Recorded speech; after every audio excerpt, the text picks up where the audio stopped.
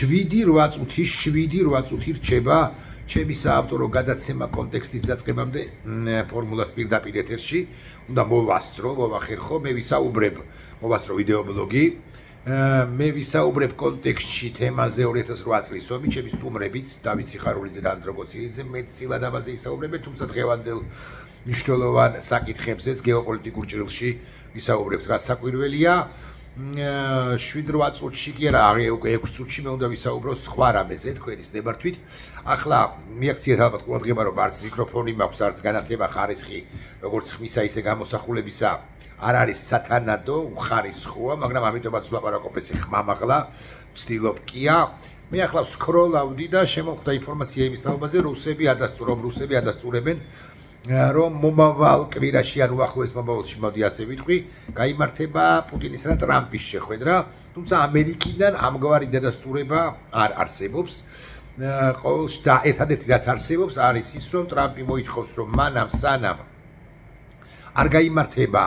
სამხრივი შეხვედრა, ანუ ტრამპი, პუტინი, ზელენსკი, ორმხრივი შეხვედრის ფორმატზე ამერიკის შეერთებული შტატების პრეზიდენტი და მისი ადმინისტრაცია თანახმანი არ არიან, თუმცა მეორე მხრივ ზელენსკისთან შეხვედრის მზაობა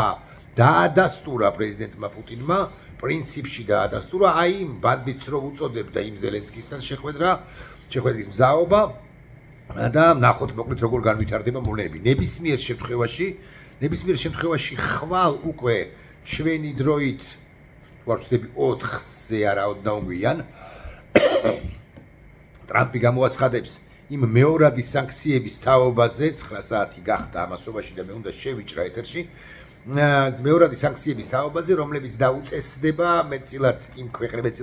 ქვეყნებს რომლებიც რუსეთთან ვაჭრობენ ბუნებრივი აირით და ნავთობით ამ თვალსაზრისით რასაკვირველია ყველაზე საინტერესო ქვეყნებია ჩინეთი რომელიც უარს არ ამბობს ვაჭრობაზე და ინდოეთი რომელმაც 25%-იანი ტარიფების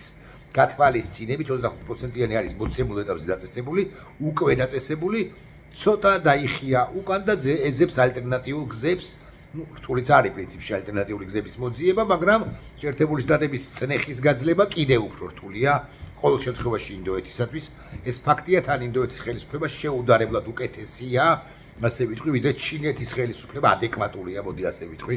ამ ძიმე გეოპოლიტიკურ ვითარებაში. ხვალ უკვე თბილისის დროით, ამერიკის დროით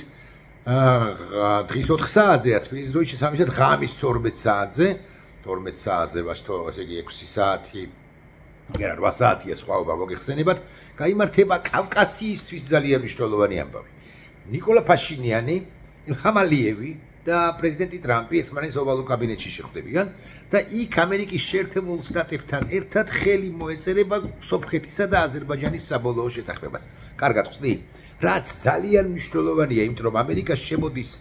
კავკასიის რეგიონში და ის გააკონტროლებს ზამბეზურის დერეფანს, რომელსაც ეგრამაგის პასუხია და დაერქმევა არ მინდა შემეშალოს ტრამპის გზა შეიძლება მეშლება ტრამპის გზა მშვიდობისა და კეთილდღეობისათვის თუ არ ვწდები კი არა არ ვწდები მე მგონი მაგრამ შესაძლოა ერთ სიტყვაში ვწდები და მაპატიეთ არ ამომიწერია საგანგებოდ ძალიან საინტერესო ამბავია ესეც ამერიკის შეერთებული შტატების დამატებითი შემოსვლა საქართველოში კავკასიის რეგიონში ნიშნავს იმას რომ ამერიკის შეერთებული შტატები ამასაც ნიშნავს რომ ამერიკის შეერთებული შტატები არ მიატოვებს საქართველოს წავედი მეგობრებო ძალიან მნიშვნელოვანია ეს ამბავი მაგრამ აი ეხლა გაჩვენებთ როგორ შევდივარ სტუდიაში.